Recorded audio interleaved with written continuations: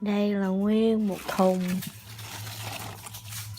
bắp cải, chợ người ta cắt bỏ, người ta cho, thì làm sao mà mình làm được bắp cải treo lủng lẳng cho gà ăn.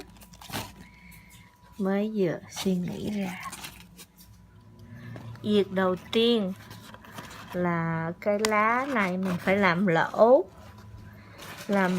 để cho nó có, làm lỗ để mình treo nó vô. Thì thấy cái mũi dao khứa lỗ nhỏ thôi.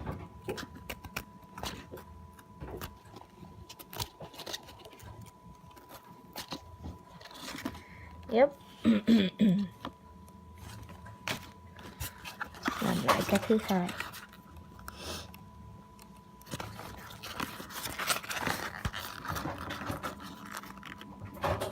Mình làm cái tam giác.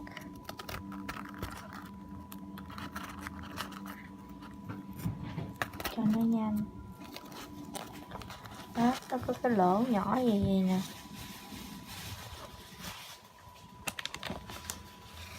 Kế tiếp là mình lấy một sợi dây. Cái này là sợi dây cước đi câu cá.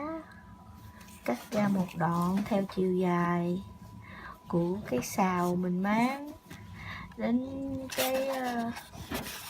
đến đủ chiều dài xuống để treo lủng lẳng cho con gà. Rồi lấy một cái que cột xung quanh vậy nè, để lúc mà mình xỏ cái dây vô cái lá bắp cải thì nó không có tuột ra, cái này nó sẽ giữ lại. Thì lấy một sợi dây như vậy, cái lỗ mình mới khui á, mình thọt qua, kéo nó xuống cái sợi dây đó. Cái này sẽ cản lại, nó không rớt ra được. Rồi mình cứ làm từng lá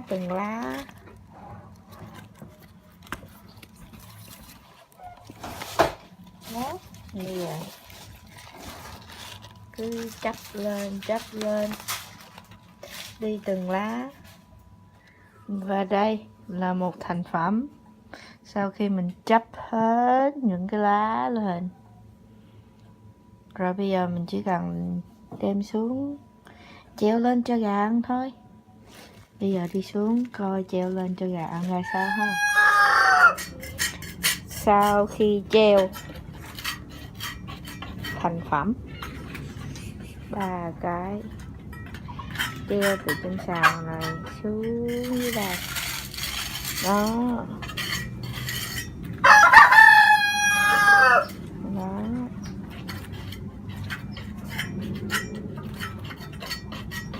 tha hồ ăn uống.